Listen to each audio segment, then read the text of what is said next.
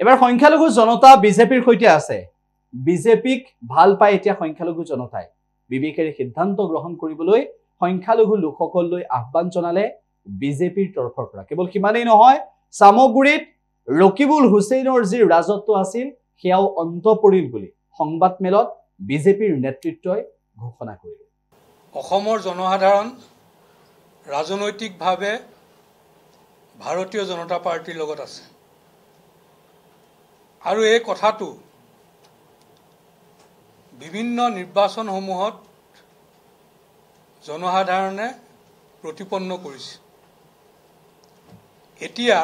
কংগ্ৰেছকে ধৰি যিকেইটা বিৰোধী দল আছে তেওঁলোকৰ অৱস্থাটো অস্থিৰ হৈছে তেওঁলোক হতাশাগ্ৰস্ত হৈছে তেওঁলোকে তৰাত ধৰিছে তৰা ছিঙিছে নৰাত ধৰিছে নৰা ছিঙিছে আজি তেওঁলোকৰ নাজল নাথল অৱস্থা স্বাভাৱিকতে বিৰোধীৰ নেতাসকল মানসিকভাৱে অস্থিৰ হৈ পৰিছে আৰু শেহতীয়াভাৱে যি উপনিৰ্বাচন হ'ল এই নিৰ্বাচনত এগৰাকী ধুবুৰীৰ সাংসদ ৰকিবুল হুছেইনৰ পুত্ৰ সামগ্ৰীত নিৰ্বাচনত অৱতীৰ্ণ হৈছিল যিটো সমষ্টিত ৰকিবুল হুছেইন ডাঙৰীয়াই 24 বছৰে প্ৰতিনিধিত্ব কৰিছিল সেই সমষ্টিৰ জনসাধাৰণে এইবাৰ ৰকিবুল হুছেইন ডাঙৰীয়াক নাকচ কৰিছে আৰু এই ৰাজনৈতিকভাৱে ৰকিবুল হুছেইন ডাঙৰীয়াৰ এই যিটো বিফলতা তাত তেওঁ অস্থিৰ হৈ পৰিছে তেওঁ হতাশ হৈছে তেওঁ কি কৰিব কি নকৰিব কি ক'ব কি নক'ব ৰাতিয়েই হ'ব নে দিনতেই হ'ব ভাতেই খাব নে ৰুটিয়েই খাব এনেকুৱা এটা অৱস্থা তেওঁ আহি পৰিছে মই খোৱা কথাটো এই কাৰণেই কৈছোঁ যে খোৱা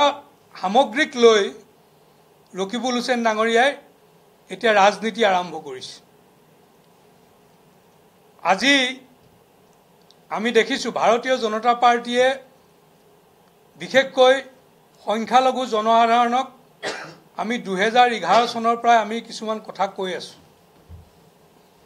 আমি আহ্বান জনাই আছোঁ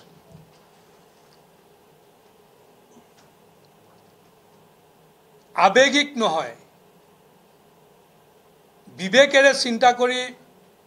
সিদ্ধান্ত ল'বৰ কাৰণে আমি সংখ্যালঘু জনসাধাৰণক আহ্বান জনাই আহিছোঁ আৰু সংখ্যালঘু জনসাধাৰণেও এই কথাটো উপলব্ধি কৰিব পাৰিছে